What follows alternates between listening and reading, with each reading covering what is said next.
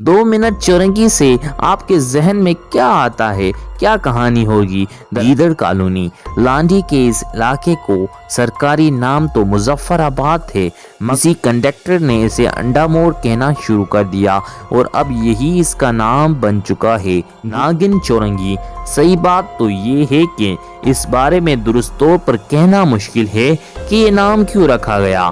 कुछ लोगों का दावा है कि माजी में यहाँ सांप बसते थे। इस इलाके का सरकारी नाम गुलबहार है, मगर मशहूर ये गोलीमार के नाम से ही है। बिस्मिल्लाहिर्रहमानिर्रहीम। अस्सलामु अलैकुम मुअज़्ज़ज़ सारफीन, मैं हूँ अब्दुल सत्तार और आप मौजूद हैं इस वक्त AS Info TV पर। कराची के मुख्तलिफ इलाकों के अजीब नामों के पीछे छुपी कहानियाँ।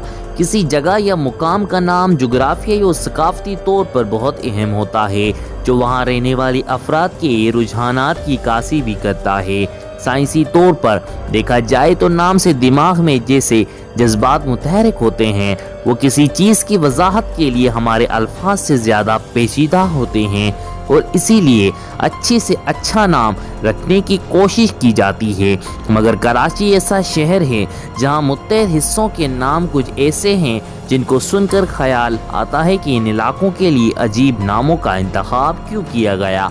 सब इलाकों के नामों के इंतसाब की वजह तो मालूम नहीं, जैसे डिस्को मोड़ नाम कैसे रखा गया ये मालूम नहीं, मगर जिनकी तफसीलात मौजूद हैं उनके बारे में आज की इस वीडियो में आपके साथ मुख्तलिफ चीज़ों पर डिस्कस किया जाएगा कि आखिरकार वजह क्या है ऐसे अजीब व गरीब नाम रखने की।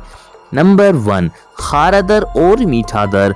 ये कराची के कदीम तरीन इलाके हैं जो बरतानवी राज से पहले इस वक्त भी मौजूद थे, जब ये शहर माहीगीरों का एक छोटा सा गांव हुआ करता था।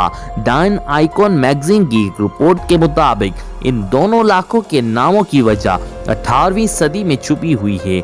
1729 में ये शहर दरियाए लियारी से लेकर बहरे अरब के दरमियान 35 एकड़ पर फैला हुआ था और एक फसील अर्ग फैली हुई थी, जिसका मगरबी दरवाज़ा समंदर की जानिब जाता था और इसलिए इसे खारादर कहा जाने लगा, यानी खारे पानी का दरवाज़ा। जी हाँ दोस्तों, दूसरा दरवाज़ा शुमाल मशरिक में दरियाए लियारी की जानिब ले जाता था और इसे मीठा दर कहा जाने लगा, यानी मीठे पानी का दरवाज़ा। हालांकि अब लियारी दरिया के बजाय नाले में तब्दील हो चुका है और ये दोनों दरवाजे भी नहीं रहे, मगर ये नाम बरकरार है, नागिन चौरंगी। सही बात तो ये है कि इस बारे में दुरुस्त तौर पर कहना मुश्किल है कि ये नाम क्यों रखा गया।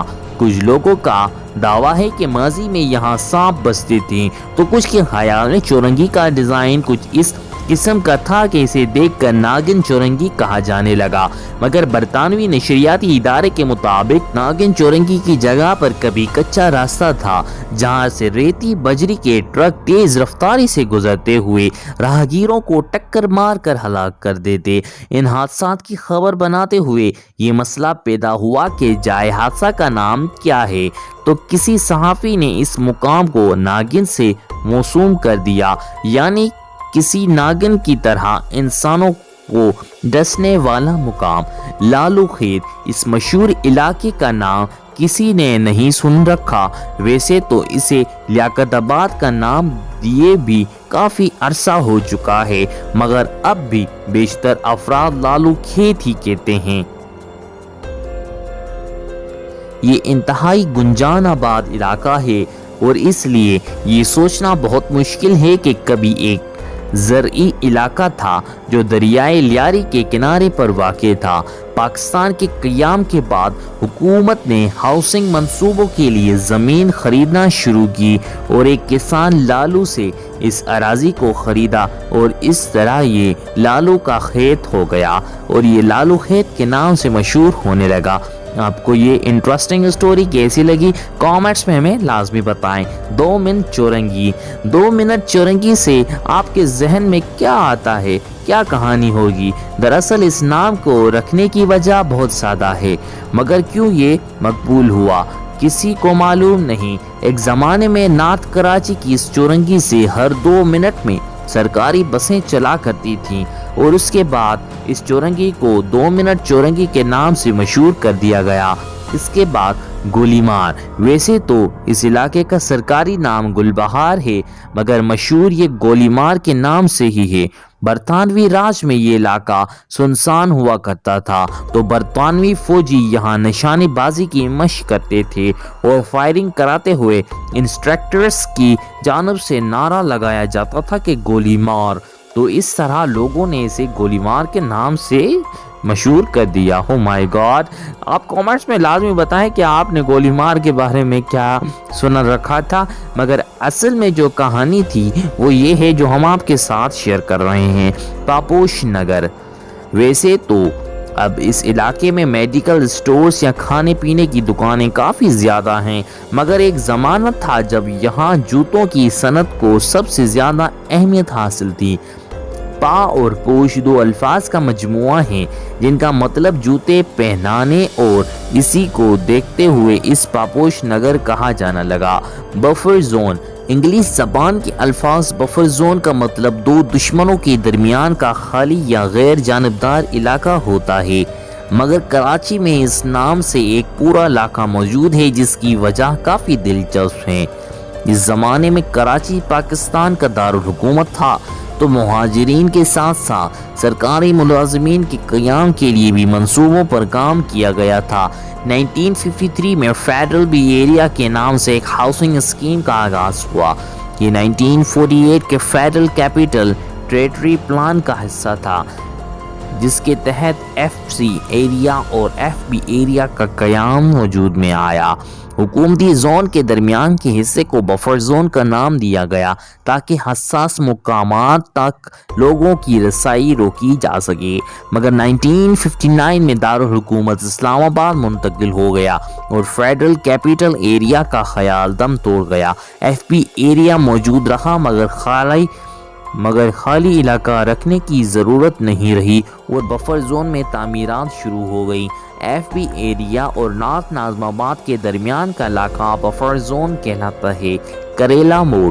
اب یہ نام رکھنے کی آپ کے خیال میں کیا وجہ ہو سکتی ہے؟ اگر معلوم نہیں تو جان لے کہ کریلوں کی کاشت کا اس سے کچھ لینا دینا نہیں، بلکہ کہا جاتا ہے کہ اس مقام پر ایک سبزی فروش کو کریلا کہہ کر تنگ کیا جاتا تھا، اور اس کے بعد آہستہ آہستہ اس علاقے کا نام کریلا موڑ ہو گیا۔ بھینس کالونی۔ اس علاقے کا نام بھینسوں کے باڑوں کی وجہ سے رکھا گیا، کیونکہ اس کے علاوہ اس کا کوئی اور نام کسی کے ذہن میں آتا ہی نہیں۔ انڈا موڑ۔ یہاں انڈے نہیں ملتے، بلکہ یہ نام بس کے کنڈکٹروں کا دیا ہوا ہے۔ اس مقام پر جب بسیں گزرنا شروع ہوئی اور لوگ وہاں اترنے لگے تو وہاں موجود موڑ کے انڈے جیسی یا بیضوی شکل کو دیکھ کر کسی کنڈکٹر نے اسے انڈا موڑ کہنا شروع کر دیا، اور اب یہی اس کا نام بن چکا ہے۔ گرو مندر۔ اس نام کی وجہ یہاں موجود گر مندر کی وجہ سے پڑا، جس کو اب تلاش کرنا کسی چیلنج سے کم نہیں، کیونکہ کہا جاتا ہے کہ اس عمارت کو کوئی استعمال نہیں کرتا، بلکہ یہ بھی کہا جاتا ہے کہ وہ کسی زمانے میں گردوارہ تھا، مندر نہیں، مگر اب بھی اس علاقے کو گرو مندر کے نام سے ہی جانا جاتا ہے۔ خاموش کالونی۔ اس جگہ میں خاموشی تو بالکل نہیں، مگر ایک زمانہ تھا جب یہاں دیگر علاقوں جیسی چہل پہل نہیں تھی، اور اس وجہ سے یہ ویران محسوس ہوتی تھی، جس کو دیکھتے ہوئے پتہ نہیں کس نے اسے خاموش کالونی قرار دیا اور زبان زد عام ہو گیا۔ مچھر کالونی۔ یہ نام مچھروں کی بہتات کی وجہ سے نہیں رکھا گیا، بلکہ اس کا نام کسی زمانے میں مچھیرا کالونی تھا، جو پتہ نہیں کیسے چھوٹا ہو کر مچھر کالونی کی شکل اختیار کر گیا۔ گیدڑ کالونی۔ لانڈی کے اس علاقے کو سرکاری نام تو مظفر آباد تھے، مگر ایک زمانے میں یہاں گیدڑ بہت زیادہ ہوتے تھے، اور اسی وجہ سے اس علاقے کا نام گیدڑ کالونی رکھ دیا گیا۔ نمائش۔ یہاں کسی چیز کی نمائش نہیں ہوتی، تو پھر اس کا نام کیوں رکھا گیا؟ تو اس کے لیے 1950 میں جانا ہوگا، جب شاہ ایران پاکستان کے دورے پر آئے اور ان کے استقبال کے لیے بندر روڈ کو سجایا گیا، مگر اس کی واحد چورنگی پر بڑے استقبالیہ دروازے لگائے گئے۔ اس دور کے بعد بھی چورنگی کو پرکشش رکھنے کے لیے وہاں پھولوں کو لگایا گیا، جبکہ ایک مصنوعی پہاڑی بنائی گئی جس پر آبشار تھی۔ اس طرح متحد پھیری والے بھی یہاں جمع ہو گئے۔ پھر وہاں ایک میلے یا نمائش کا انعقاد ہوا جسے لکی ایرانی سرکس کا نام دیا گیا، جس کو بہت زیادہ مقبولیت ملی، اور اس کے بعد چورنگی کے بس اسٹاپ کو نمائش کہنے لگے۔ اب سے اس اسٹاپ کی جگہ کو پرانی نمائش بھی کہا جاتا ہے، مگر علاقہ نمائش کے نام سے ہی مشہور ہو گیا ہے۔